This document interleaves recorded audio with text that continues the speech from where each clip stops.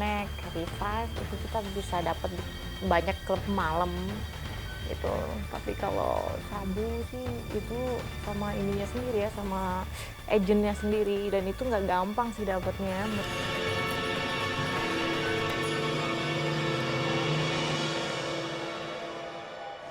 Kenapa ujungnya kemudian positif? Apakah kemudian menggunakan lagi? Karena ada simpanan kembali dalam tubuh. Bisa menggunakan lagi, bisa faktor darah dan rambut yang diambil.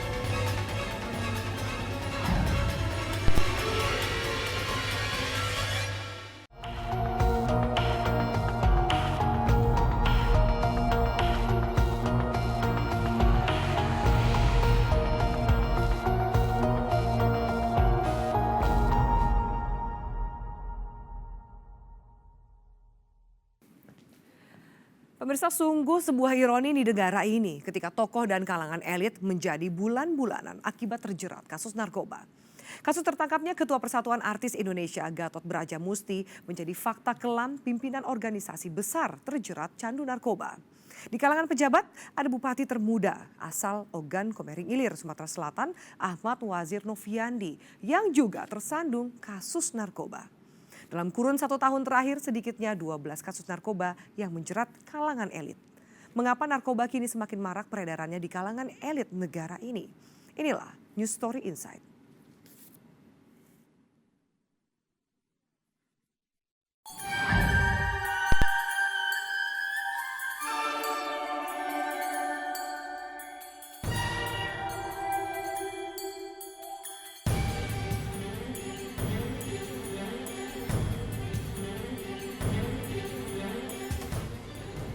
Permasalahan narkoba di kalangan elit negeri ini tidak pernah habis.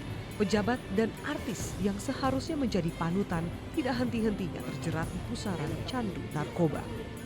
Di awal tahun 2014 ada kasus narkoba Ketua Mahkamah Konstitusi Akil Mokhtar yang kala itu mencengangkan publik. Petugas BNN menemukan narkoba di ruang kerja Akil. Belum usai masalah kasus korupsi yang menjeratnya, Akil Mokhtar kembali harus ditetapkan sebagai tersangka dalam kasus kepemilikan narkoba. Bukan tambah hilang, tahun demi tahun temuan kasus narkoba di kalangan pejabat terus bertambah. Bulan Februari tahun 2016 misalnya, Ivan Has, anggota DPR dari fraksi Partai Persatuan Pembangunan yang juga adalah anak dari mantan Wakil Presiden Hamzah Has, tersandung kasus narkoba setelah ditangkap aparat BNN akan membeli barang haram di kawasan Tanah Kusir, Jakarta Selatan.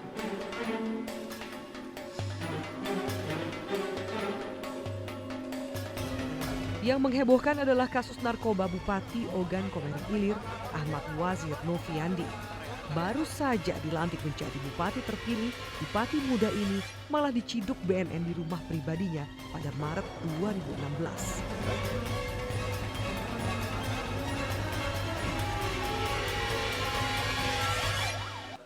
Tidak hanya di kalangan pejabat, kalangan artis juga menambah panjang deretan kasus narkoba di kalangan publik figur.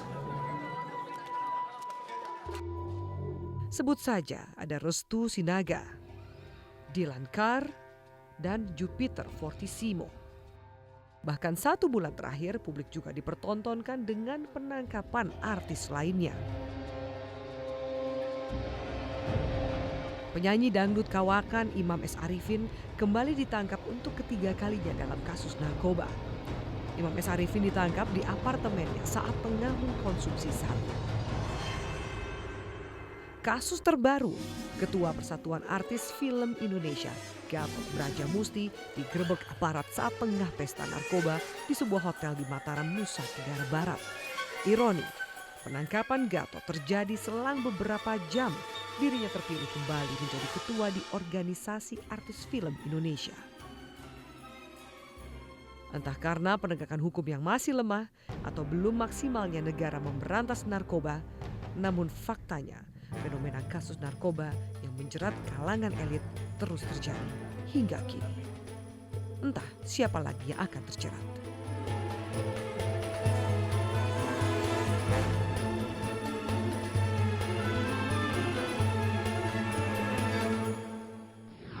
Pemirsa, kisah artis terseret pusaran narkoba bukan hal yang baru. Lingkungan sosial, dunia hiburan, dan gaya hidup membuat peredaran narkoba seringkali tidak terelakkan. Sederet nama panjang sudah menjadi korban. Tim NSI memotret peredaran narkoba di kalangan artis ibu kota.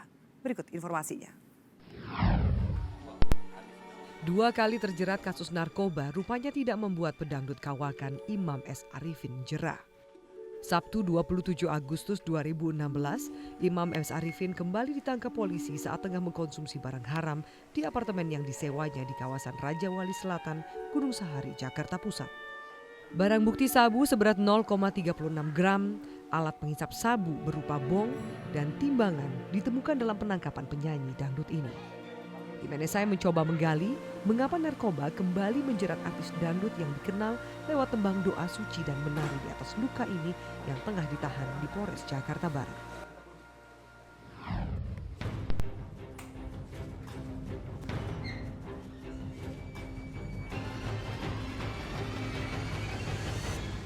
Oke, Pak Hermanto, ini di hadapan kita adalah barang bukti yang didapat. Bisa dijelaskan ini apa aja, Pak? Ini barang bukti yang kita amankan di apartemen tersangka.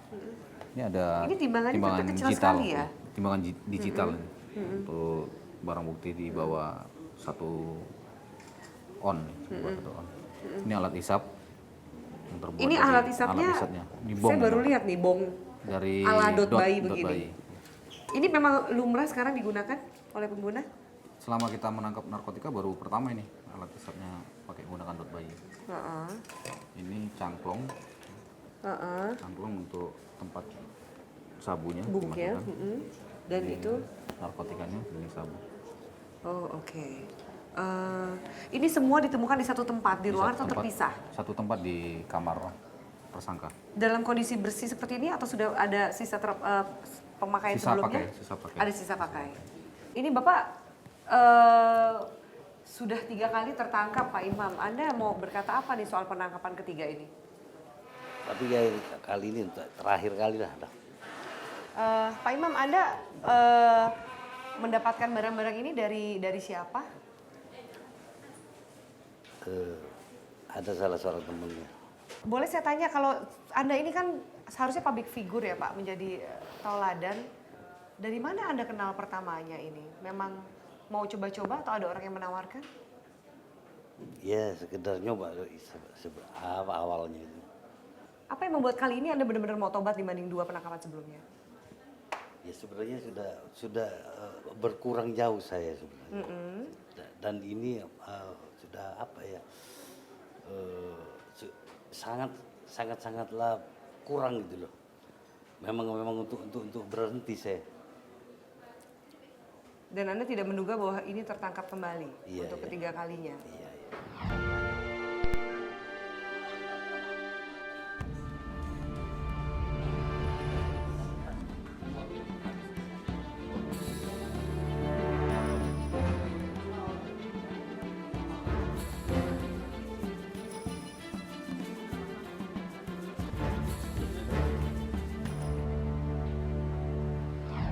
Pak Hermanto, bisa Anda jelaskan bagaimana waktu itu kronologis penangkapan dari penyanyi dangdut Imam S. Arifin ini saat ketahuan menggunakan narkoba? Jadi kronologisnya, pertama kita dapat informasi dari masyarakat bahwa ada seseorang yang diduga artis menggunakan narkotika.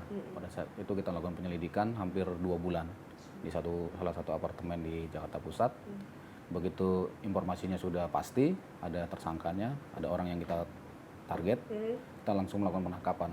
Pada saat itu penangkapan di lobi apartemen.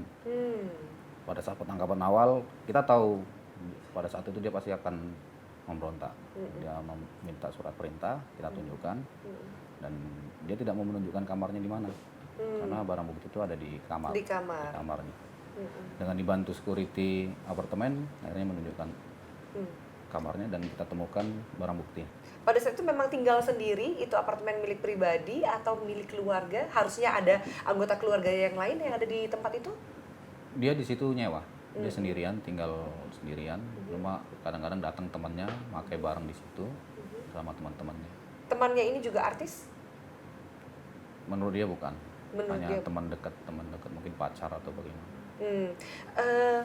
Bisa diceritakan lebih jauh dari mana awal mulanya? Karena kan dunia artis juga dunia yang eksklusif seperti itu. Pada zamannya mungkin di tahun 2008 pertama kali menggunakan narkoba, siapa yang menawarkan dan lain, bisa Anda jawab Pak? Jadi dari keterangan tersangka bahwa dia mendapatkan barang dari DPO kita atas nama Toy, DPO-nya Toy, dan Toy ini dulu satu kamar dengan dia di Salemba. Ini untuk kasus yang terakhir ini. Siap. Terus begitu sama-sama keluar, si Toy ini masih menjual narkotika, akhirnya si tersangka yang kita amankan ini, ISA ini membeli barang dari tersangka DPO kita atas nama Toy. Mudahkah mendapatkan barang itu kalau untuk kalangan artis yang Anda lihat?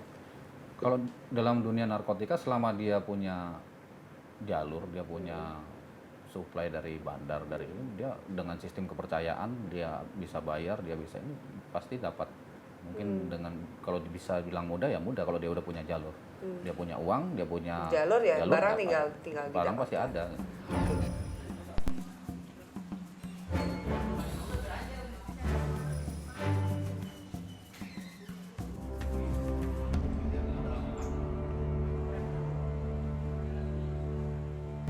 Pemirsa, sudah banyak kalangan elit di negara ini terjerat candu narkoba. Bagaimana narkoba bisa merambah dan mudah dikonsumsi oleh kalangan elit. Selengkapnya akan kami hadirkan informasinya tetap di NSI.